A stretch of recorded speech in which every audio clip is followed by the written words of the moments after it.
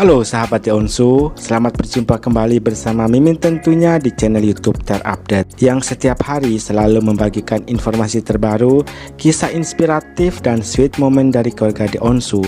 Wah, banyak banget juga. Kalau bilang di box kotak ya.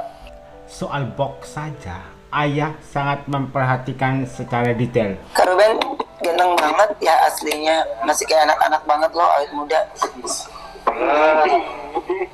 Nggak tahu sayang kalau kamera TV itu kenapa nggak ngerti, saya tak paham lah.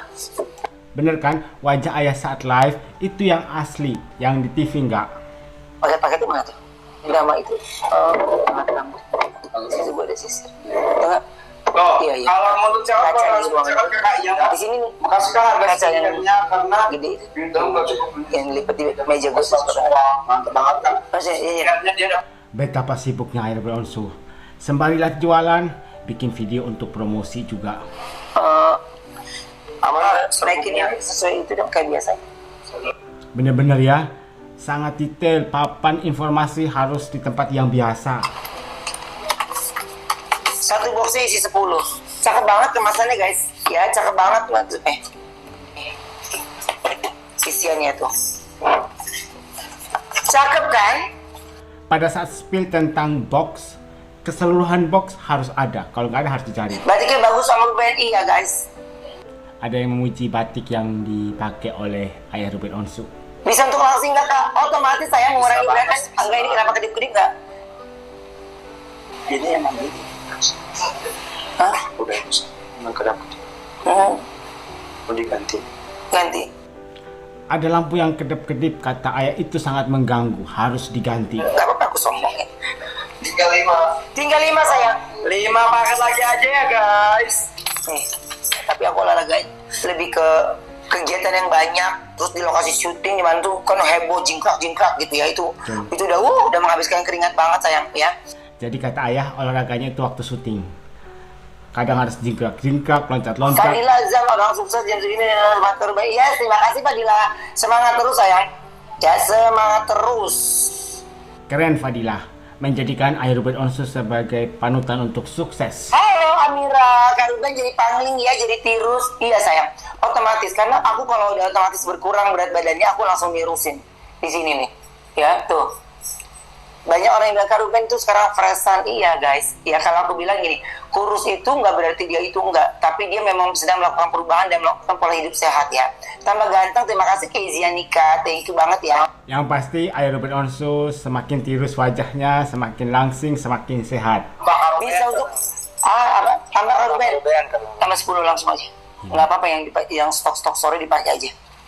Kalian dengar nggak? Malah penonton yang nantang ayah Ruben untuk nambah stok jualan karena udah habis.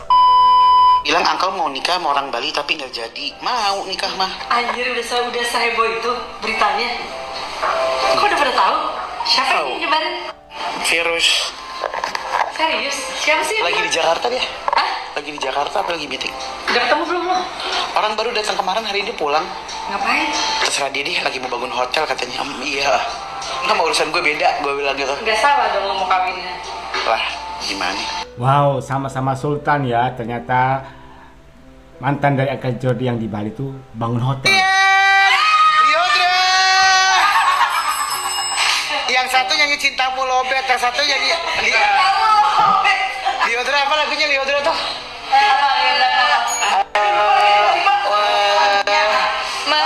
Kalau ayah kan punya host favorit ya, yang diandalkan. Uncle Jordi juga punya nih, yang semangat sekali untuk jualan.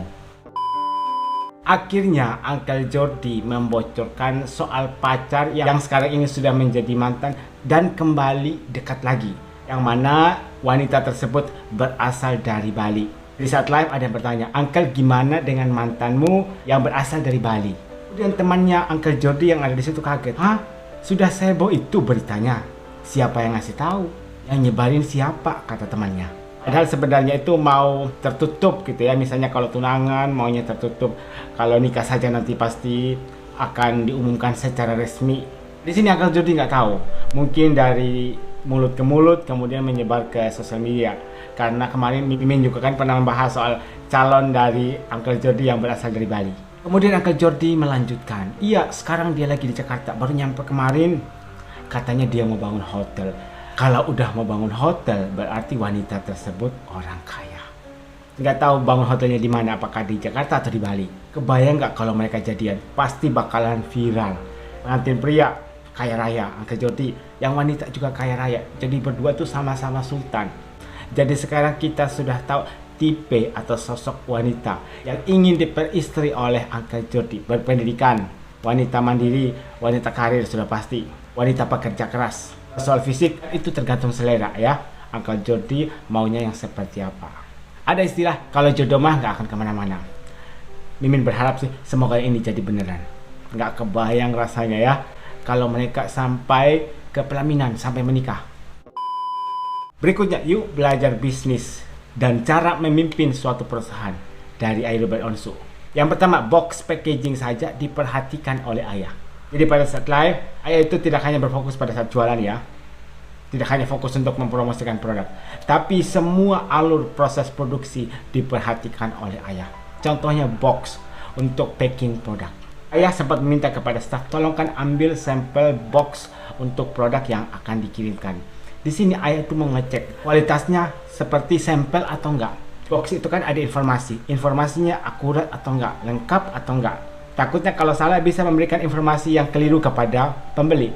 Karena di sini ayah Ruben Onsu itu nggak mau boxnya itu berubah dari kualitas yang bagus, sedang, jelek. Harus bagus. Kalau bagus harus bagus sampai seterusnya. Karena box itu punya peran penting untuk menambah daya tarik dari pembeli untuk membeli produk. Berikutnya, ayah Ruben adalah sosok yang perfeksionis.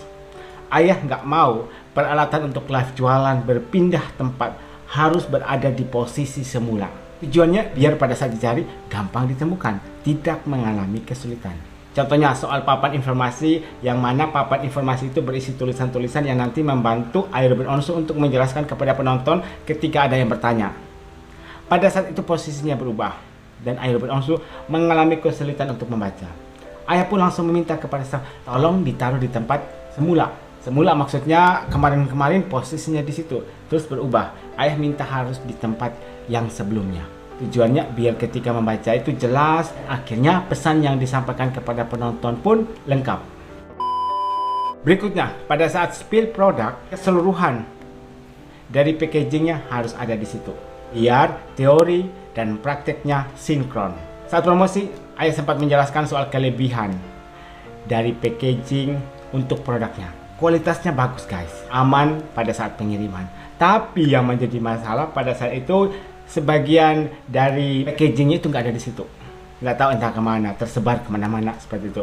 Ruben pun langsung meminta kepada mereka, tolong carikan bawa ke sini karena tadi saya sudah memuji packaging dari produk ini, tapi nyatanya packagingnya nggak ada. Ayah pasti berpikir, kalau saya menjelaskan tentang kelebihan dari packagingnya, tapi barangnya nggak ada di situ, bagaimana penonton bisa percaya? Jadi hal-hal seperti itu sangat diperhatikan oleh ayah Ruben Onsu. Mungkin terkesan sepele gitu ya, atau simple atau sederhana. Tapi bagi ayah, hal ini harus diperhatikan.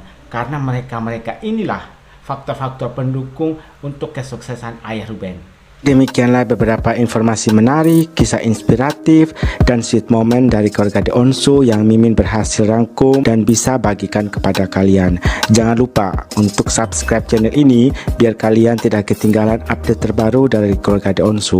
Sampai jumpa di video berikutnya.